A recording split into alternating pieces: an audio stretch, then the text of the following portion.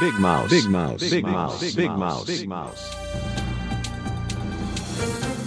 안윤상은 빅마우스입니다. 항공 숙박 예약업체에서 한국인 관광객 601명을 대상으로 설문조사를 한 결과 응답자의 48%가 한 번 찾은 여행지를 재방문한 적이 있다고 답했습니다.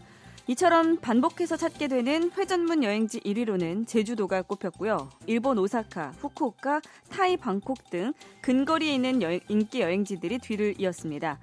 회전문 여행객 4명 중 1명은 현지 음식과 맛집 때문에 같은 장소를 반복해서 찾았다고 답했고, 그 외에도 현지 특유의 분위기, 합리적인 비용, 자연 경관 때문이란 이유도 꼽았습니다.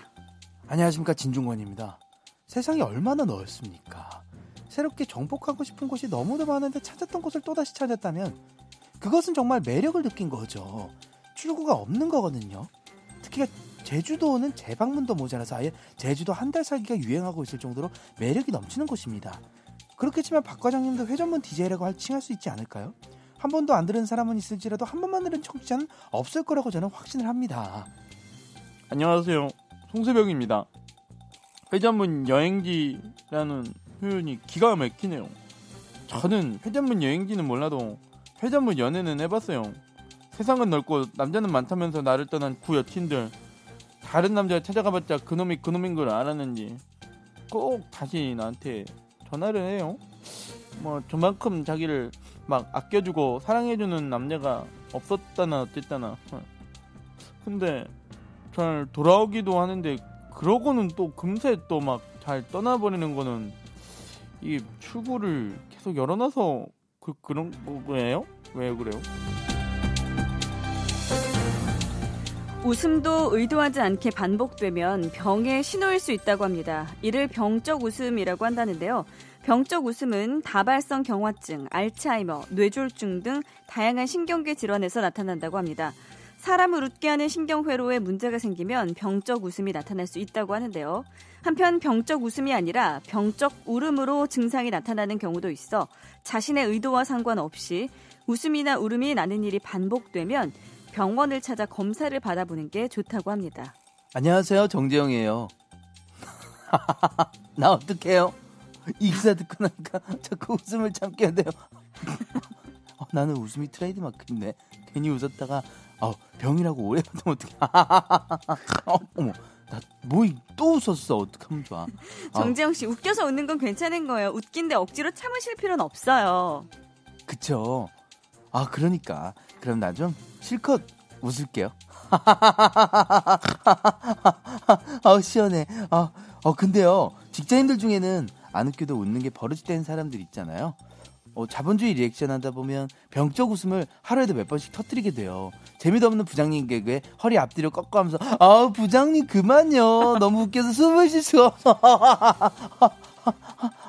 이러면서 숨 넘어갈 듯이 웃는 연기 해야 되고, 정작 진짜 웃어야 할 상황에서는 자연스럽게 웃는 법을 까먹어요. 근데 박 과장님, 공도 웃을 수 있는 거 알아요? 네? 공이 웃어요? 축구공, 농구공 할 때 그 공이요? 공이 어떻게 웃어요? 이렇게 웃어요. 풋볼. 풋하고 웃었어요, 볼.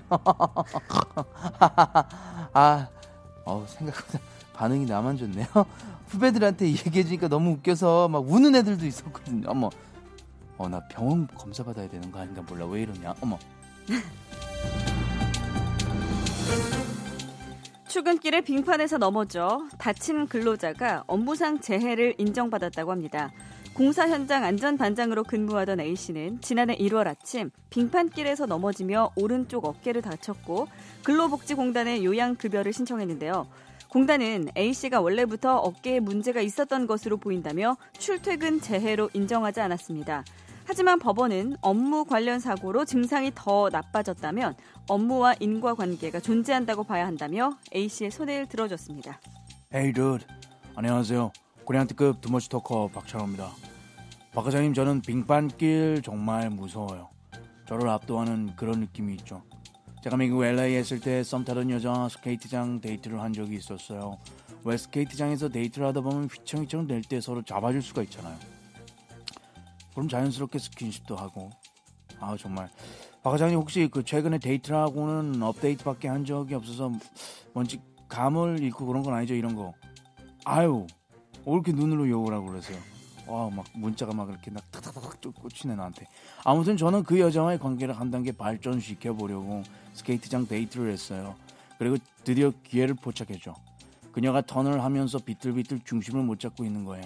그것은 마치 김은국 아저씨가 빙판 위에서 아싸 호랑나비 춤을 추는 것 같은 색다른 환경, 언어, 쏟아지는 관심. 저는 웃음이 조금 났지만 그녀를 잡아주기 위해 달려갔어요. 그런데 그 순간 와우, 공중으로 붕 하고 떴던 그녀가 갑자기 트리플 악셀을 하면서 안정적인 착지를 해버리는 어떤 색다른 환경, 언어, 쏟아지는 그런 어떤 사람들의 관심. 너무 놀라서 엉덩방아를 쿵 찌우면서 빙판 위에 발라당 자빠졌고 저는 그때 꼬리뼈에 햄스트링 부상, 하루 종일 고통스러웠어요. 박찬호 씨, 이 얘기 다음날... 진짜예요? 솔직히 MSG 많이 친 거죠. 썸녀가 피겨스케이팅 선수도 아닌데 어떻게 트리플 악셀을 해요? 과장님, 아까 데이트 가면 이렇냐고 해서 이렇냐고 놀려갖고 이렇게 막 치고 들어오려면 좀 곤란해요. 원래 사랑이라는 거는 지나고 나면 미화해서 아름답게 기억이 됩니다. 먼 훗날엔 박 과장님과 이렇게 서로 물어뜯고 나던 이 순간 또한 아름다운 추억으로 남기려는 어떤 색다른 환경, 언어, 그리고 쏟아지는 관심. 저기 박찬호 씨 미안해요. 더 이상 물어뜯을 시간이 없어요. 다음에 봐요. 안녕.